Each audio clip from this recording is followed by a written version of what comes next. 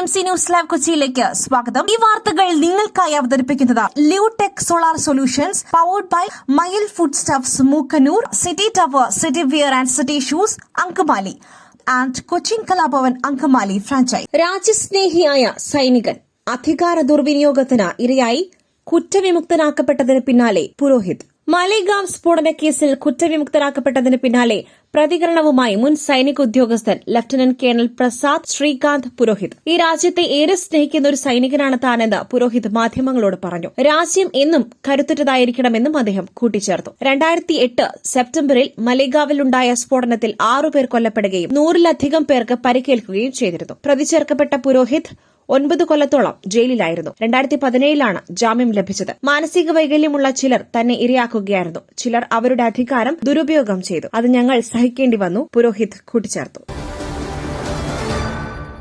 ഇത് കാവിയുടെയും ഹിന്ദുത്വയുടെയും വിജയമെന്ന് പ്രജ്ഞാ സിംഗ് ഠാക്കൂർ. കോടതി മുറിയിൽ കരച്ചിൽ. മലേഗാവ് സ്ഫോടന കേസിൽ കുറ്റവിമുക്തരാക്കിയ കോടതി വിധിയിലൂടെ കാവി ഭീകരതയെന്ന ആരോപണം തെറ്റാണെന്ന് തെളിയിക്കപ്പെട്ടതായി BJP മുൻ MP പ്രജ്ഞാ സിംഗ് ഠാക്കൂർ. ഇന്ന് കാവി വിജയിച്ചു. ഹിന്ദുത്വയുടെ വിജയമാണിത്. കാവി ഭീകരതയെന്ന ആരോപണം തെറ്റാണെന്ന് തെളിയിക്കപ്പെട്ടു. ഭഗവാനെ അപമാനിച്ചവരെ ദൈവം ശിക്ഷിക്കുമെന്നും കോടതി വിധിക്ക് പിന്നാലെ പ്രജ്ഞാ സിംഗ് ഠാക്കൂർ പറഞ്ഞു.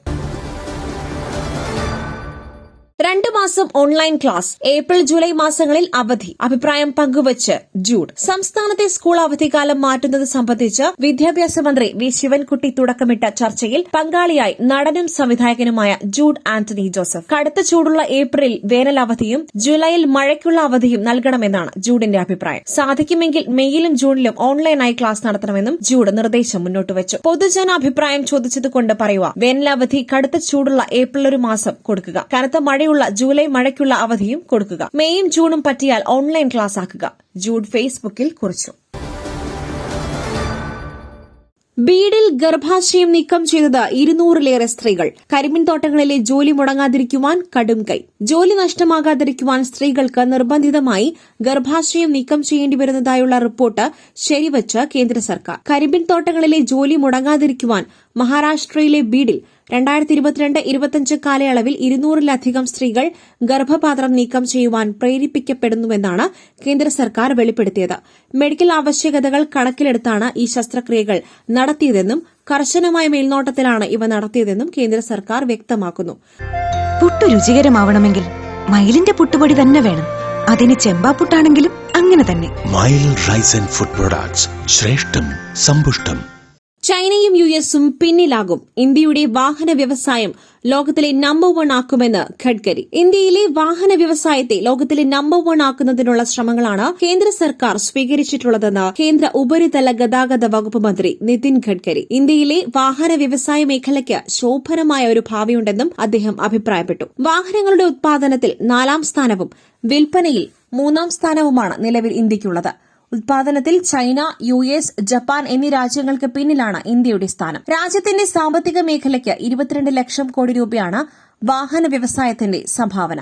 അതേസമയം വാഹന വിൽപ്പനയിൽ 1-ാം സ്ഥാനത്തുള്ള അമേരിക്കയുടെ വാഹന വ്യവസായം 78 ലക്ഷം കോടി രൂപ മൂല്യമുള്ളതാണ്. 2-ാം സ്ഥാനത്തുള്ള ചൈനയിൽ ഇത് 47 ലക്ഷം കോടി രൂപയുടെ വ്യവസായമാണ്. 2014 താൻ മന്ത്രിയായി എത്തുമ്പോൾ 7.5 ലക്ഷം കോടിയായിരുന്നു ഇന്ത്യയുടെ വാഹന വ്യവസായം. 10 വർഷത്തിനുള്ളിൽ ഇത് 22 ലക്ഷം കോടിയായി ഉയർന്നുവെന്നാണ് മന്ത്രി അവകാശപ്പെടുന്നത്. സമ്മാനമായി ലഭിച്ചത് പീഡന പരാതികളും അപവാദവും. അമ്മ പ്രവർത്തനങ്ങളിൽ നിന്നും എന്നേക്കുമായി പിന്മാറുന്നു. അമ്മ ഭാരവാഹി തെരഞ്ഞെടുപ്പിൽ ജനറൽ സെക്രട്ടറി സ്ഥാനത്തേക്കുള്ള മത്സരത്തിൽ നിന്നും പിന്മാറി എന്ന വാർത്തകൾക്ക് പിന്നാലെ വിശദീകരണവുമായി നടൻ ബാബുരാജ്. അമ്മയുമായി ബന്ധപ്പെട്ട സംഘടനാ പ്രവർത്തനത്തിൽ നിന്നും എന്നേക്കുമായി താൻ പിന്മാറുകയാണെന്ന് ബാബുരാജ് പ്രഖ്യാപിച്ചു. തീരുമാനം ആരെയും ഭയന്നിട്ടല്ലെന്നും ബാബുരാജ് ഫേസ്ബുക്കിൽ പങ്കുവച്ച തുറന്ന കത്തിൽ വ്യക്തമാക്കി. ധർമ്മസ്ഥലയിലെ പരിശോധനയിൽ അസ്ഥിക്കൂട അവശിഷ്ടങ്ങൾ കണ്ടെത്തി. വെളിപ്പെടുത്തലിൽ നിർണായക വഴിത്തിരിവ്. ദക്ഷിണ കന്നഡയിലെ ധർമ്മസ്ഥലയിൽ മൃതദേഹങ്ങൾ കുഴിച്ചിട്ടെന്ന് സാക്ഷി വെളിപ്പെടുത്തിയ സംഭവത്തിൽ നിർണായക വഴിത്തിരിവ്. സാക്ഷി വെളിപ്പെടുത്തിയ സ്ഥലങ്ങൾ കുഴിച്ചുള്ള പരിശോധനയ്ക്കിടെ അസ്ഥികൂട അവശിഷ്ടങ്ങൾ കണ്ടെത്തി. 6-ാമത്തെ പോയിന്റിൽ 2 അടി താഴ്ചയിൽ കുഴിച്ചപ്പോഴാണ് അസ്ഥികൂട അവശിഷ്ടങ്ങൾ കണ്ടെത്തിയിരിക്കുന്നത്. അതേസമയം ലഭിച്ചത് മനുഷ്യന്റെ അസ്ഥികളാണെന്നാണ് പ്രാഥമിക നിഗമനം. ലഭിച്ച അവശിഷ്ടങ്ങൾ പുരുഷന്റെ അസ്ഥികൂടവുമായി സാമ്യമുണ്ടെന്നും ഉദ്യോഗസ്ഥർ പറഞ്ഞു. 2 ദിവസമായി നടക്കുന്ന പരിശോധനയിൽ ആദ്യമായാണ് അവശിഷ്ടം ലഭിക്കുന്നത്. സ്ഥലത്തുണ്ടായിരുന്ന ഫോറൻസിക് സംഘം കൂടുതൽ പരിശോധനയ്ക്കായി അവശിഷ്ടങ്ങൾ ശേഖരിച്ചിട്ടുണ്ട്. കൂടുതൽ വിവരങ്ങൾ ലഭിക്കുവാൻ വിശദമായ ഫോറൻസിക് പരിശോധന ആവശ്യമാണെന്നും ഉദ്യോഗസ്ഥർ അറിയിച്ചു. 10 ഓവർ പഴക്കമുള്ള പന്തിന് പകരം നൽകിയത് 30-35 ഓവർ പഴകിയ പന്ത്. പരാതി നൽകി ഇന്ത്യ. ഇംഗ്ലണ്ട് ടെസ്റ്റ് പരമ്പരയിൽ ബാറ്റർമാരുടെയോ ബൌളർമാരുടെയോ പ്രകടനത്തേക്കാൾ കൂടുതൽ ചർച്ചയായത് മത്സരത്തിന് ഉപയോഗിച്ച പന്തുകളാണ്. ഇംഗ്ലണ്ടിലെ ടെസ്റ്റ് മത്സരങ്ങളിൽ ഉപയോഗിക്കുന്ന ഡ്യൂക്സ് പന്തുകൾ പെട്ടെന്ന് മോശമാകുന്നുവെന്ന പരാതി ആദ്യ ടെസ്റ്റ് മുതൽ തന്നെയുണ്ട്. പലപ്പോഴും പന്ത് മാറ്റുന്ന കാര്യത്തിൽ ഇന്ത്യൻ ടീമും ഫീൽഡ് അമ്പയർമാരും തമ്മിൽ തർക്കം നടന്നിരുന്നു. പന്തിന്റെ കാര്യത്തിൽ അമ്പയർമാർ ഇംഗ്ലണ്ടിന് അനുകൂലമായി തീരുമാനങ്ങൾ എടുക്കുന്നുവെന്ന പരാതിയും വ്യാപകമായിട്ടുണ്ട്. ഇപ്പോഴിതാ ലോർഡ്സിൽ നടന്ന 3ാം ടെസ്റ്റിനിടെ ഇംഗ്ലണ്ട് ബാറ്റ് ചെയ്യുമ്പോൾ 10 ഓവർ മാത്രം പഴക്കമുള്ള 2ാം ന്യൂ ബോളിന് പകരം നൽകിയത് 30 മുതൽ 35 ഓവർ പഴക്കമുള്ള പന്തായിരുന്നു എന്നാണ് ഇന്ത്യയുടെ പരാതി. മറ്റൊരു വാർത്തയുമായി കണ്ടുമുട്ടുന്നതുവരെ നന്ദി, നമസ്കാരം.